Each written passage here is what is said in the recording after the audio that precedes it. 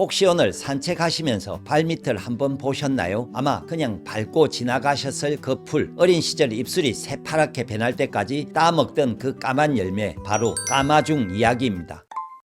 예전 어른들은 이 풀을 보고 기류의 산삼이라고 불렀습니다. 그런데 말입니다. 누군가에겐 산삼 같은 약초가 조금만 잘못 알고 먹으면 독이 됩니다. 잡초인 줄 알았는데 보약이고, 보약인 줄 알았는데 독초가 되는 이 기묘한 식물 산삼이 될 이야기로 알려드립니다. 까마중은 예로부터 민간에서 염증을 풀 때 가장 먼저 찾던 식물입니다. 단순히 이름만 거창한 게 아닙니다. 까마중 속에는 우리 몸의 산화를 막아주는 안토시아닌이 블루베리보다 더 많이 들어 있습니다. 여기에 사포닌과 솔라마르신 같은 강력한 염증, 균 억제 성분들이 줄줄이 들어있죠. 그래서 예전 어른들은 비염이나 기관지염으로 기침나 가래가 멈추지 않을 때, 또 소변이 시원치 않은 방광염 증상과 같이 몸 안에 염증과 열이 있다고 느낄 때 이 까마중을 찾았습니다. 요즘 말로 하면 바로 천연 항생제 역할을 했던 셈이죠. 길가에 널려 있어서 누구나 구할 수 있었지만 그 효과만큼은 산삼 못지않았기에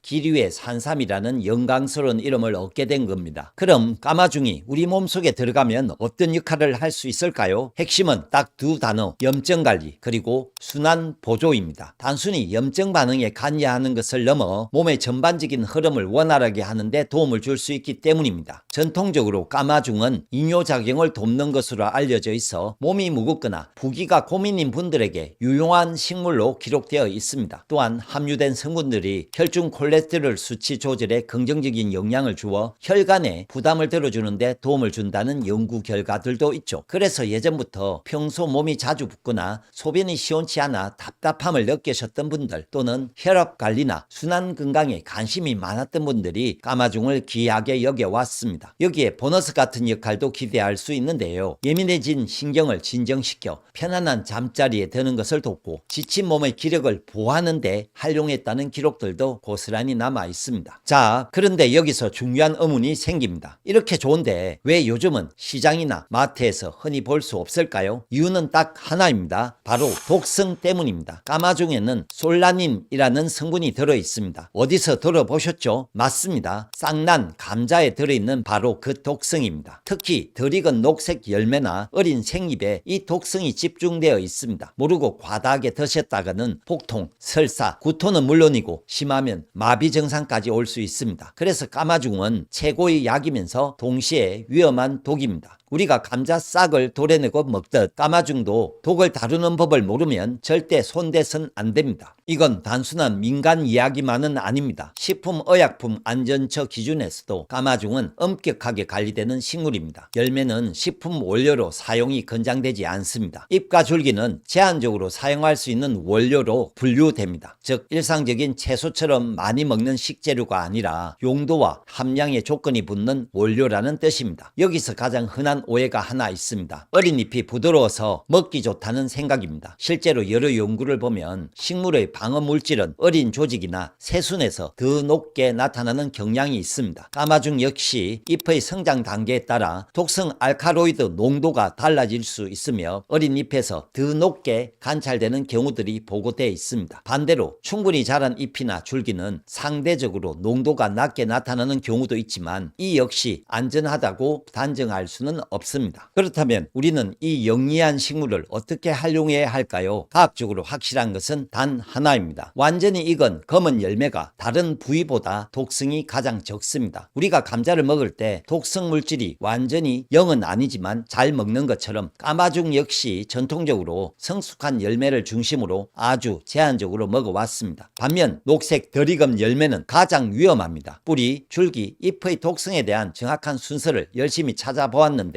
연구마다 조금씩 다르게 보고되고 있으며 식물의 성장 단계에 따라서도 달라집니다. 확실한 것은 이 모든 부위에 독성 물질이 있는데 그중 독성이 가장 적은 부위는 완전히 익은 검은 열매입니다. 잘 익은 까마중 열매 구분법을 알려드리겠습니다. 먼저 완전히 익은 까마중 열매의 특징입니다. 색깔은 칙칙한 검은색 또는 자줏빛이 도는 검은색입니다. 검은색처럼 보여도 초록 기운이나 연두빛이 조금이라도 섞여 있다면 아직 덜 익은 상태입니다. 처음에는 무광택이거나 아주 약간만 윤기가 납니다. 열매가 성숙하면 열매 자루가 비교적 쉽게 떨어지기 시작합니다. 열매는 우산 모양으로 여러 개가 송이로 달리는데 보통 3개에서 많게는 10개 이상까지 함께 맺힙니다. 반대로 덜 익은 열매는 이렇게 보입니다. 초록색, 연두색이거나 검은색이어도 초록 기운이 섞여 있습니다. 표면이 단단하고 맛을 보면 쓴맛, 떫은 맛 같은 불쾌한 맛이 강합니다. 이 맛은 자연이 보내는 명확한 경고 신호로 보셔야 합니다. 조리와 독성에 대해 꼭 알아야 할 점. 까마죽 열매의 독성 성분은 생으로 먹든 물에 끓이든 완전히 제거되지 않습니다. 끓인다고 해서 안전해진다고 말할 수는 없습니다. 오히려 물에 끓이는 과정에서 안토시아닌 같은 항산화 성분은 상당 부분 줄어들 수 있습니다. 자연식물이라고 다 안전한 건 아닙니다. 하지만 독이 있다고 다 나쁜 것도 아닙니다. 중요한 건 이해하고 쓰느냐, 모르고 쓰느냐입니다. 까마죽은 잘 쓰면 약이고 무시하면 독입니다. 하늘건강법은 항상 이 지점에서 이야기합니다. 자연을 맹신하지 말고 자연을 이해하세요.